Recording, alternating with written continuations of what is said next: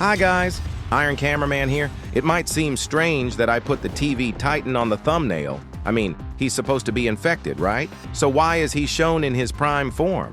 But don't jump to conclusions just yet. A bit later, I'm gonna show you why a scene similar to this one could actually show up in episode 78, or even 79. And I'm not talking about some wild theory I'm here to debunk or make fun of. Today I want to share an analysis I've been working on, and I'm pretty sure the conclusion will surprise you. Also, not long ago, one of the main admins of Boom's Discord server, a guy who goes by the name Crazy, answered a few questions about episode 78 and dropped some brand new spoilers. One of the most interesting ones? The Astro toilets now have a powerful weapon, but more importantly, we now know when the next episode is coming and how long it's gonna be. And honestly, it looks like the 3 months of waiting and all of Boom's hard work will totally be worth it. We'll also touch on episode 79. I've already started thinking about what could happen in it, and I'll share some of my ideas with you. And at the end, I'll let you in on a little secret. The single biggest mistake the agents made throughout the entire series. That one mistake is why they couldn't beat the Skibidi Toilets for so long,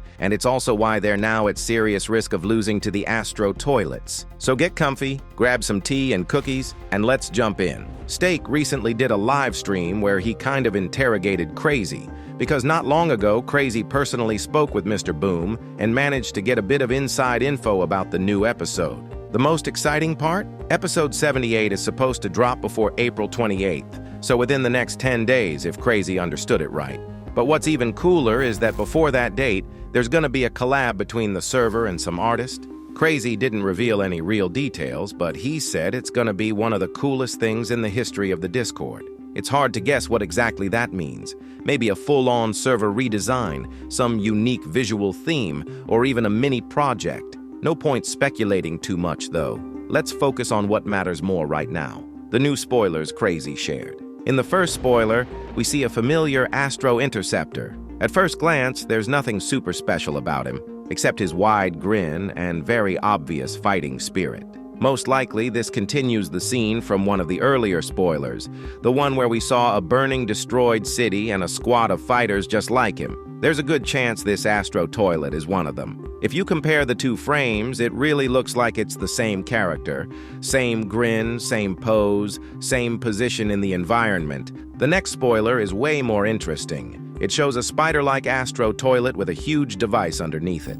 I noticed that lately, Boom has been paying special attention to these weird trunks under the Astro toilets. In one of the older leaks, almost every one of those fighters had a similar structure under their body. And a lot of viewers, me included, started wondering, why didn't we see weapons like this before? But if you look back, this kind of unusual weapon placement has shown up before, like with some of the Skibidi toilets in episode 54. And if you dig even deeper, there was even a cameraman soldier with a similar design. And his name wasn't random. He was called Strider, which is a clear reference to those enemies from Half-Life with similar looks and movement styles. The difference is, until recently, we never saw anything like that with the Astro toilets. Well, except maybe in episode 76, but back then the weapon was way smaller. Now the setup looks a lot more powerful and intimidating, and I've got two theories about that.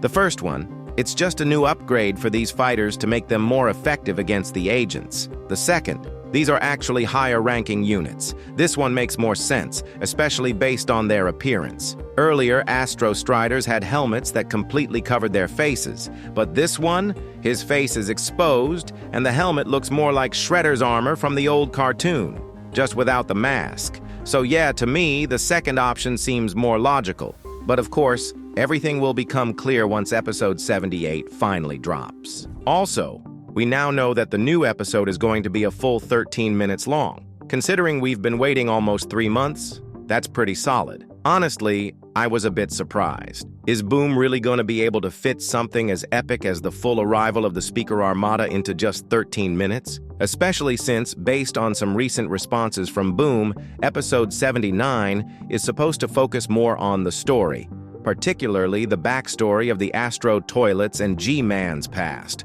So the big question is, how are we supposed to shift from a massive epic battle in 78 to a more calm and lore-heavy episode in 79? Well, I think I've got an answer for that. Considering how large, experienced, advanced, tactical, and, most importantly, strong the Astro Toilet army is, it's pretty clear that a regular head-on attack just isn't going to cut it anymore.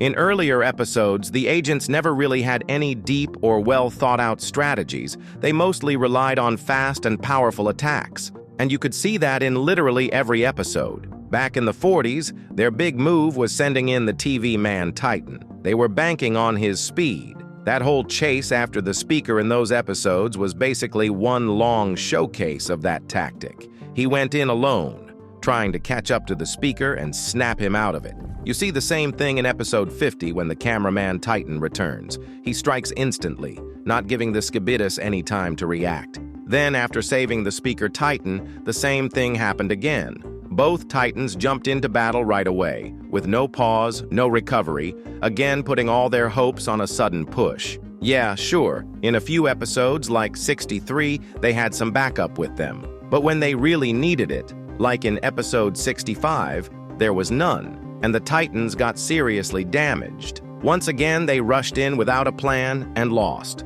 Throughout the entire series, the agents have been using a blitzkrieg-style approach. Quick and aggressive, hoping to crush the enemy before they can respond.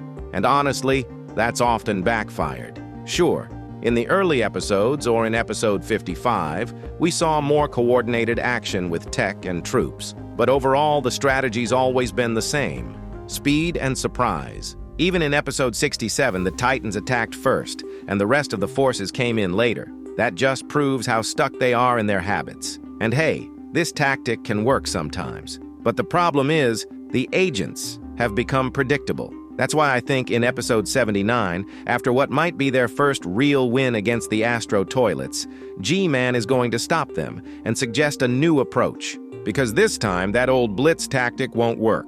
Unlike the Skibidis, the Astro Toilets are quick, super responsive, and ready for anything. Charging in blindly is just going to lead to another loss. G-Man knows how they operate, so he'll probably share everything he knows and suggest a better strategy.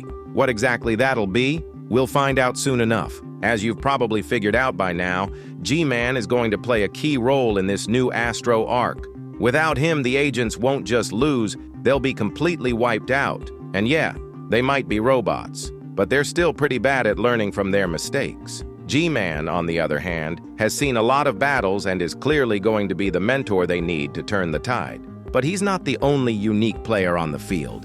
We've also got the secret agent, who, as we've known for a while now, clearly knows way more than he lets on. Which brings us to a theory tied to this frame. It's no secret that both G-Man and the secret agent prefer using their brains over brute force. And when you factor in their main piece of tech, the hologram, it opens up some really interesting possibilities for how they might trick the Astro Toilets. We also know from one of Boom's old responses that the hologram doesn't just affect the cameramen, it works on all living beings. That means, in the scene where the secret agent lady disguised herself as random objects, everyone saw her that way, not just the agents. Now just imagine, what's stopping G-Man from using that tech to pretend to be the TV man Titan? That would be the perfect choice, since TV man can teleport, and the Astro Toilets would think only one Titan is infected, while the Alliance still has another one left. That kind of trick could be used for all sorts of things: distractions, spreading false info, setting traps, or even psychological pressure. In fact, they could pull a similar trick with the cameraman Titan, or honestly any other character. And if they really wanted to, they could even scan the Astro Duchess and pretend to be her, maybe to steal some data or give out fake orders to the other Astro Toilets. The only downside to this tactic is that if the enemy catches on, even once, they'll start expecting tricks, and it'll be way harder to pull it off again. But knowing how Boom loves bringing back older characters and never really forgets about them, like in episode 73, when he brought back the Skibidi scientist as a mech, then bringing back the Prime version of TV Man Titan, even as part of a fake-out, would totally make sense and look awesome. At least, that's how I picture it. It wouldn't just be fan service. It'd be a smart and tactical use of their tech. But we'll talk more about that another time if you guys are interested. So hit that like button and subscribe so you don't miss it. See ya!